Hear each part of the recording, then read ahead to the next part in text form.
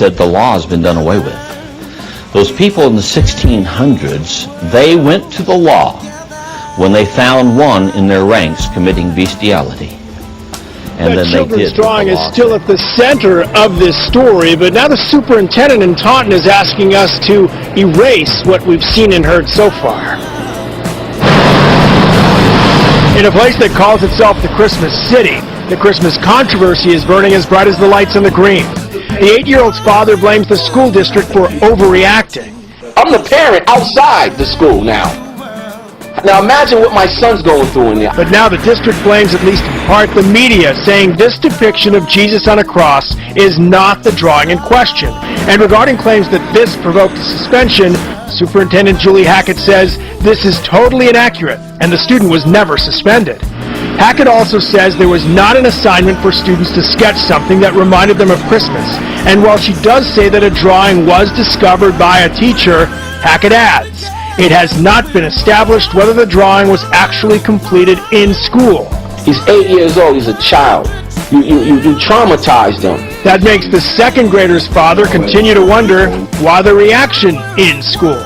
You pull the kid out of a line coming out of a lunchroom and investigate him on a picture he's drawn. Of course he's nervous. Hackett calls the criticism of the school system unwarranted, and while she says the district's actions were not tied to religion. If it was somebody else's child, I wouldn't think it's right. And I'm pretty sure a lot of other people in America will feel the same way. You know, you're dealing with somebody's religion. Isaiah 1 and 2. And hold that for me. Amen. He said 1 and then they call evil what? Evil good. They call evil good. Amen. And what does they do? And good evil. And they call good evil. That's right. Listen to the book. That put darkness for light. Tell me America don't put darkness for light. You gonna tell me somebody that's a bad person and their person ought to go to hell because they let dogs fight? What do you think about a person that go in a country invaded and can't come up with proper evidence and drop bomb killing innocent women, men, and children? What do you think? Mark my words. Mark my words. It will not be 6 months before the world tests Barack Obama like it did John Kennedy. The world is looking. We're about to elect a brilliant 47-year-old president of the United States of America. Remember I said at the State of Israel, if there's anything else I said, watch, we're going to have an international crisis, a generated crisis. No, that's not a field of wheat. That's a field of wheat and tares. Or you could say, hey, that's a sheep over there. No, that's not a sheep. That's a wolf that appears to be as a sheep. Well, that's a man over there. No, that's not a man. That's an angel. In the story of Gideon, remember, he thought he had a man coming for supper. It turned out to be an angel. Oh, there's an angel. No, that's not an angel. That's not an angel. Sure looks to me like an angel. What is it? It's a servant of the devil. The Bible says his servants disguise themselves as angels. The point I'm trying to get across is things are not always as they appear to be. And you start looking in our society, inoculations. Many parents are weighing whether to give their kids a flu shot. As we recently reported, federal health officials now recommend all children 6 months and older get the flu vaccine, but one state has created an uproar by requiring parents to give their young children the flu vaccine, or they will be kept out of school. Sharon Alfonsi reports from New Jersey. The ritual that brings tears to so many children's eyes now has some parents screaming right along with them. Now turning to the H1N1 flu, which, as many of you know, is hitting children especially hard. Federal health officials said today the shortage of vaccine could stretch into December, nearly halfway through the school year. Since the start of classes, 628 schools have closed for at least 1 day because of concerns over H1N1. About 219,000 students have been affected. Tonight, Priya, hi. This recall must have some people wondering what the whole point is in taking these vaccines. What is the feeling over there? Hi, Kevin. Well, I think people have had reservations about this vaccine for a while. Previous reports showed that the vaccine may have been linked to the Guillain-Barré syndrome, and now this new report is causing many people to say, what is the point? So joining me to help talk about this is co-founder and president of the National Vaccine Information Center, Barbara Loe Fisher. Barbara, thanks so much for joining me. Thank you. So tell me about the latest numbers. 800,000 H1N1 vaccines that were supposed to be for children are now being recalled. What do you know about this? Yes, just this morning, Sanofi Pasteur recalled 800,000 doses of H1N1 vaccine. We think that it's mercury-free vaccine, the single-dose vials. I haven't confirmed that. But if that's true, that means that those children are going to be getting the multi-dose vial of vaccine that contains mercury. And of course, mercury is something that a lot of parents in this country have been very concerned about giving their children through vaccination. And the issue is a lot of people in this country are not taking the H1N1 vaccine. I've been watching this for a while. If you do only one thing in the next few months that is to protect you and your family, then do this. Don't have the vaccine. Don't have the vaccine. Tell as many people as you can, don't have the vaccine. Get on the internet, check it out. Go to my website. You'll see the charges that have been filed with the FBI against this group of people and organizations.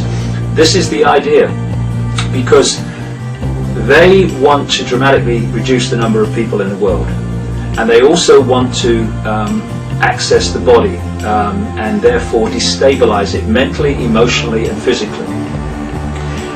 This is why we've had this explosion of vaccines for kids to the point now where they're having 25 or more before the age of 2, yes, in America and Britain and elsewhere.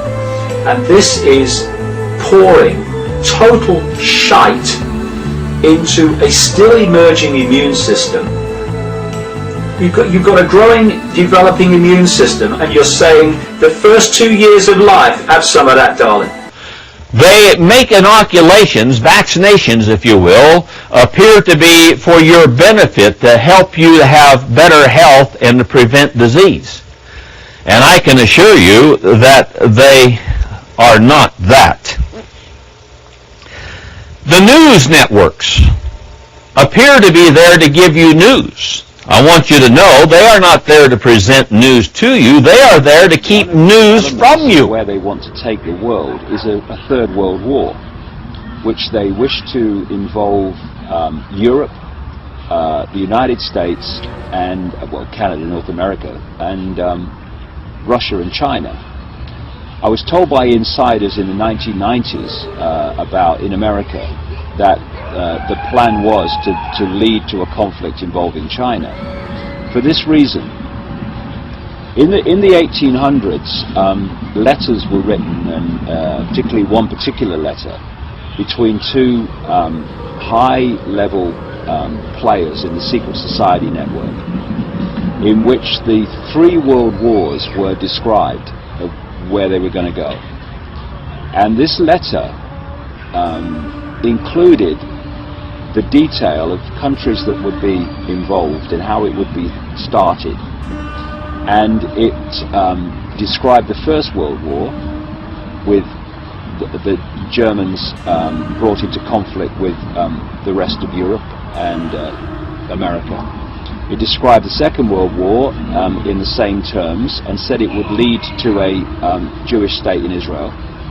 And the Third World War would be triggered out of the Middle East, involving Israel as the trigger, and would bring about the final global conflict, which would lead to them being able to offer the solution to stop this ever happening again, which would be a world government and a single world army. And the idea of that is to say, if we have a single world army and we bring an end to national armies, then we can't ever again have a war.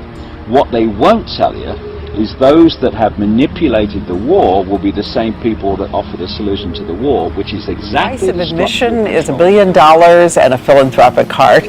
And that meets the pricey requirements recently held in a secret meeting, a private meeting in New York City. ABC's John Berman has the scoop on who was there and what was going on. Behind closed doors on this New York campus, a secret gathering of some of the world's most powerful people. Gates, Buffett, Bloomberg, Winfrey. It was like the Super Friends. In the great hall of the Justice League, there are assembled the world's 4 greatest heroes. Together with others at the meeting, including George Soros, Ted Turner, David Rockefeller, they're worth more than